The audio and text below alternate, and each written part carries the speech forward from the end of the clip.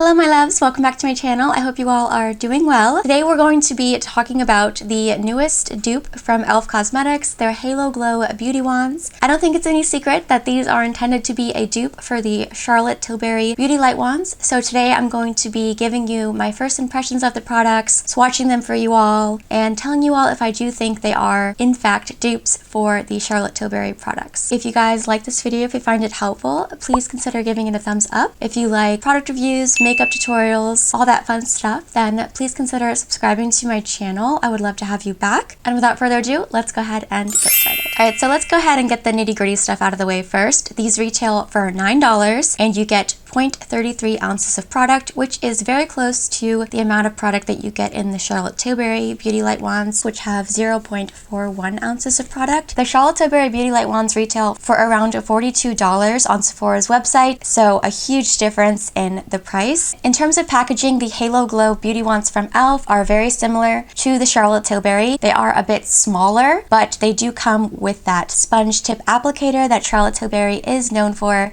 and that every brand seems to be launching right now. To release the product, you will squeeze the tube and the product will come out of the sponge tip applicator just like the Charlotte Tilbury. One difference and one thing I noticed when I was applying this product is with the Charlotte Tilbury products, the contour wand, the highlight wand, to close the product, you will twist the cap to lock it so that all of the product doesn't come squirting out and make a mess. However, I don't know if I just got faulty packages, but mine does not twist closed. It does like press down a little bit, but I haven't figured out how to close it yet, so it has been making a bit of a mess. And there were no instructions on how to open and close this part on the package. So I don't know, maybe I'm just dense and I can't figure it out, but it doesn't twist shut and lock like the Charlotte Tilbury does. Just something to keep in mind. Again, I don't know if I got a faulty product or if it just doesn't have that feature. I wish that it did because I do find that it can get a little bit messy. Also, another difference is that the Halo Glow Beauty Wands, the sponge tip applicator is much smaller than the Charlotte Tilbury, but I don't find that to be necessarily a con because you can be a little bit more precise, especially when it comes to contour. In terms of shades, these do come in a variety of tones, and one really great thing in pro about the e.l.f. Halo Glow Wands is that there are more shades available. If you have a deeper complexion or more rich complexion, you will be able to find a contour color that will work for you, whereas unfortunately Charlotte Tilbury does not have a very extensive shade range. So e.l.f. definitely wins when it comes to the expansiveness and inclusiveness in their shade ranges, especially in regards to the contour. In terms of shade, I personally got the lightest shade in the contour wand, which is Fair Light. I do love that the contour wand, especially in the fair to light shade, leans a lot more cool than the Charlotte Tilbury contour wand. I don't have the contour wand with me right now. I used to have it a long time ago, but I decluttered it because it did go off. But I do remember that one being much more brown or neutral, and this one is definitely more cool. The e.l.f. is definitely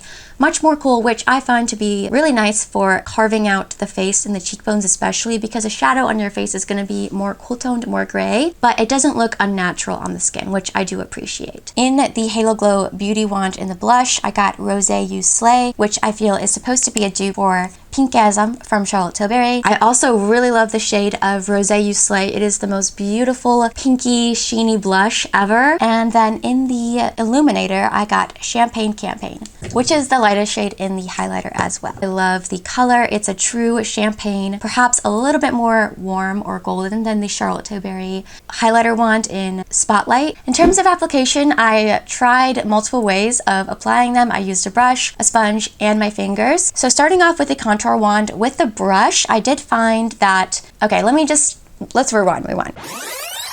In terms of texture, these are a little bit less creamy than the Charlotte Tilbury Beauty Light Wands. They're a little bit thinner and they do feel slightly more tacky, a little bit more sticky. Now, they don't remain tacky on the skin, they do dry down, but when you first apply them and you're going to blend them out, I did notice a little bit of a tack. and I did apply them to just foundation, concealer, no powder, but they still were a bit tacky. Because of that tackiness, I found that application was a little bit trickier than with the Charlotte Tilbury Beauty Light ones in my experience. As I said, I attempted to apply these products in multiple ways to see what the best method of application would be. Starting off with the contour wand in the shade Fair to Light. With the brush, I did find that it blended easily and it sheared out quite quickly. I did, however, find that if you apply too much pressure with the brush, because of that more tacky texture, it does tend to pick up the product underneath. I found it to get a little bit patchy. Now that might have just been user error. I am not a makeup artist. I'm not the best blender in the world, so perhaps it was just the way that I was blending it. I wasn't even swiping the brush or really like smearing it around to where you could get some pickup. I was gently sort of pressing it in, and I did still find that it was sort of picking up on itself. It wasn't anything too crazy, just something to keep in mind. Applying the contour with a sponge, I did find the effect to be a little bit less patchy. However, you don't get as much precision as you do with the brush, so I found that it was a little bit more of a diffused look, which isn't bad. But for contour, personally, I like something a little bit more precise, strategically placed, if you know what I mean. If it was more of a bronzy shade, then I wouldn't mind something a little bit more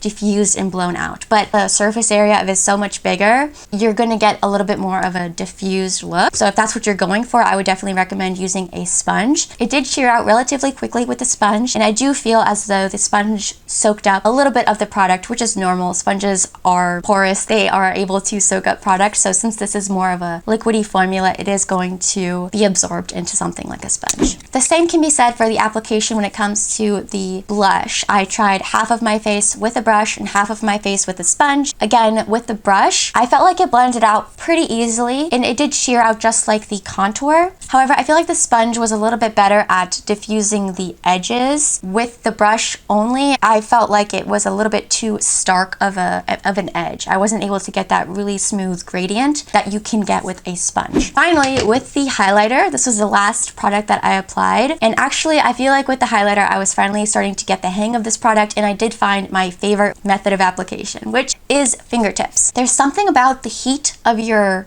body, of your fingertips, that really helps to melt this product onto the skin. I think because of that more tacky texture, a sponge or a brush doesn't help the tacky texture. It sort of feeds into that, and then it starts to pick up on itself and get a little bit patchy. Whereas with your fingertips, it's not going to stick to your fingertips as much as it would a brush or a sponge. So it really just stayed on the skin, and I did not get any patchiness with the fingertips. After applying the highlighter, and I was like, wow, this is amazing. I love it with the fingertips.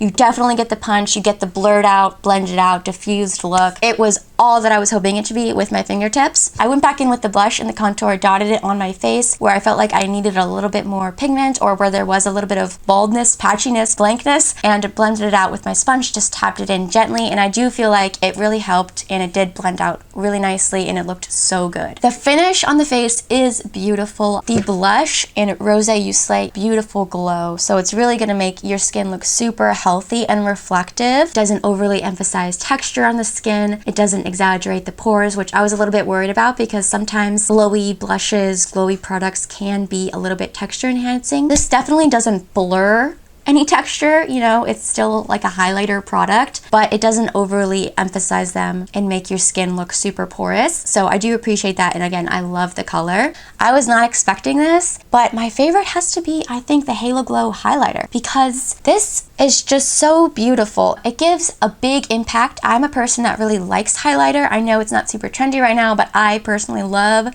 to glow. I really love highlighter, but this one's great because it's a liquid, which liquids and creams tend to look more natural on the skin. This one just melts right in. It's not chunky, it's not glittery, it's not patchy. It just melts right in. It dries down, so it's not sticky.